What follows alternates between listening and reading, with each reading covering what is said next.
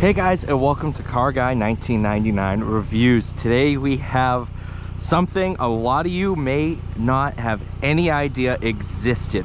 This is the 1987 Shelby Lancer, based off of the Dodge Lancer.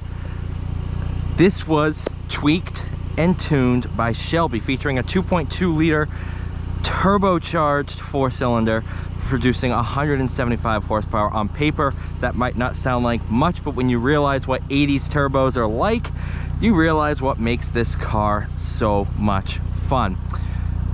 800 total were produced. You had 400 automatics with a leather interior, and you had 400 manuals with a cloth interior. I think you can tell which one this is. You will not find a single Dodge logo on this car, and that was part of the agreement between Shelby and Dodge.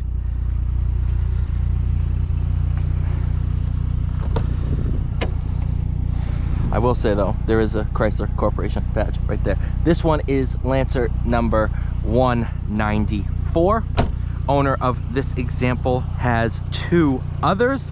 One is a automatic leather, and one is a little bit of a oddball. It's a I want to say it's a automatic cloth, but he is retro modding it and putting an SRT4 motor in it, so that will be really cool.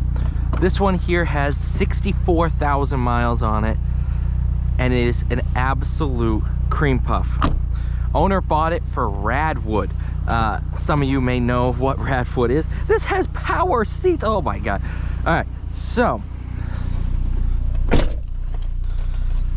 this is the factory radio, and it still works. Factory CD player, Pioneer. This unit was the first one ever fitted to a car from a manufacturer. That is really cool. And so you look online, you'll say, well, the first car to have it from an OEM was the 1987 Lincoln Town Car. This is a 1987 Shelby Lancer. I think you realize the same thing that I'm getting at. They came out at the same time, so this counts. This is freaking awesome. This is a era correct Escort radar detector.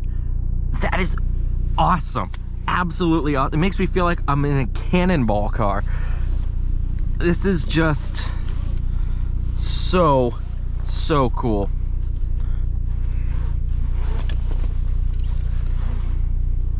Come on, give me some slack. There we go. 5-speed manual transmission. Pull up for reverse. No backup camera, oddly. They do have power windows. Clutch, she's a little finicky. She very light, and you get to the grab point, gets a little heavier. I'm gonna do this. There we go. This is also cool. I mean, this works. You go US metric, compass. Like, come on. So let's not stall it.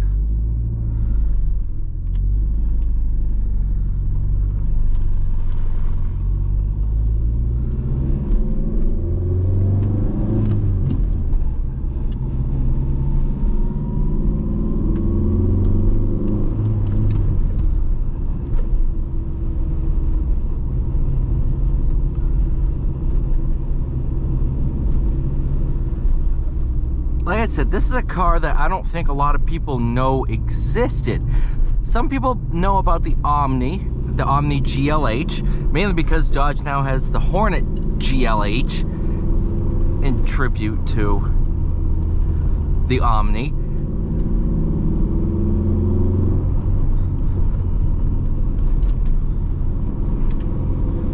This is just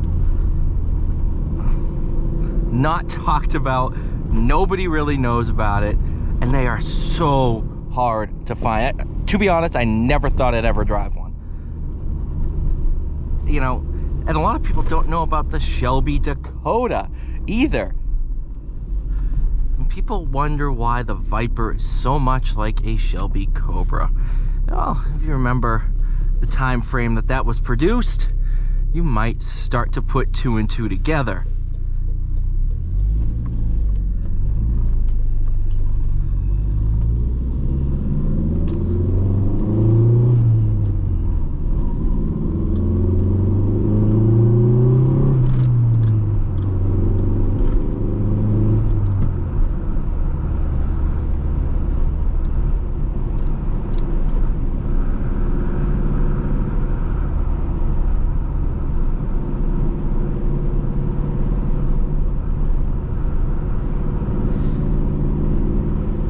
Nowadays, everybody thinks Shelby, they think Mustang, they think Ford. They forget that in the 80s and early 90s, Shelby and Dodge had a thing too.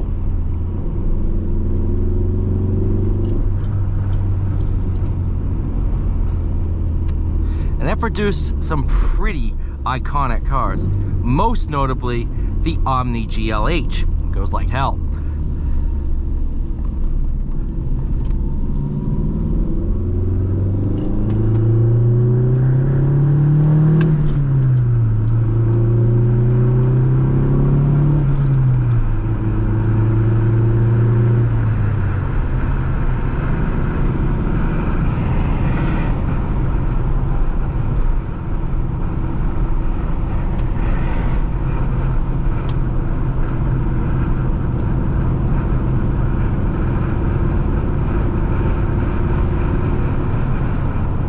To the Integra, this thing cruises a lot quicker. And it's so funny because nowadays you have cars with 175 horsepower, but this turbo is so peaky. It just nothing, everything. And that's why the 1980s Porsche 911 Turbo was known as the Widowmaker, because 80s turbos were so laggy. And that's what made them so fun, is because it's that surprise element and it's all at once. And if you think about it, what's the Volkswagen Jetta GLI? A sedan with a turbocharged 4-cylinder. This is the 80s GLI.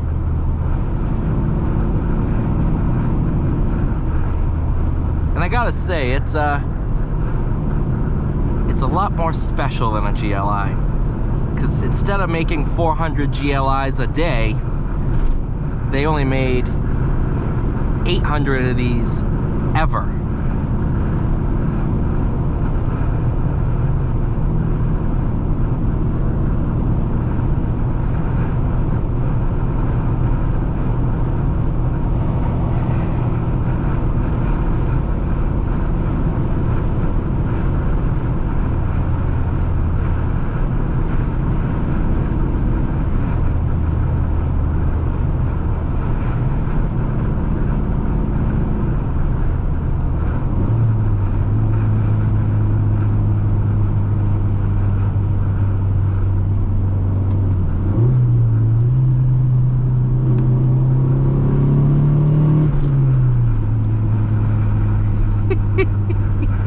Oh, I'm in love with this car.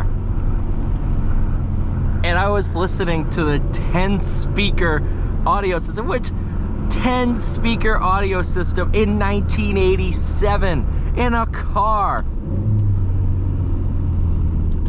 That is just...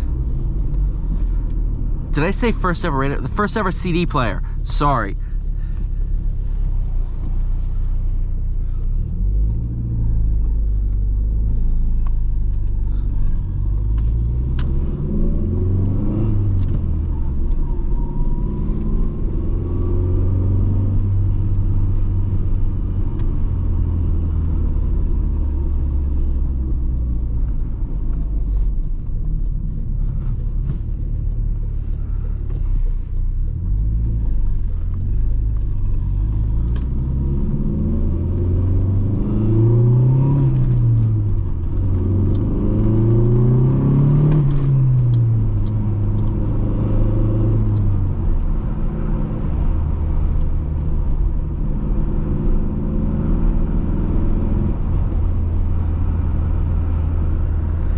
I can't help but drive this thing and have a massive smile on my face.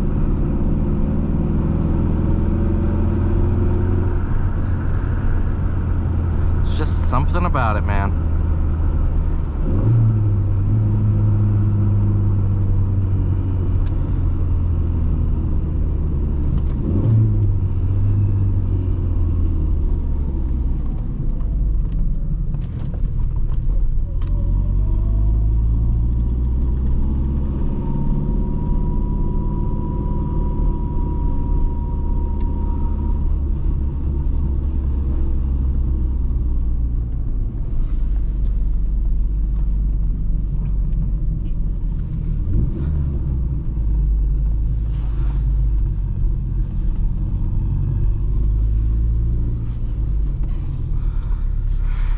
Alright, you guys, thank you so much for watching. Please like, share, subscribe.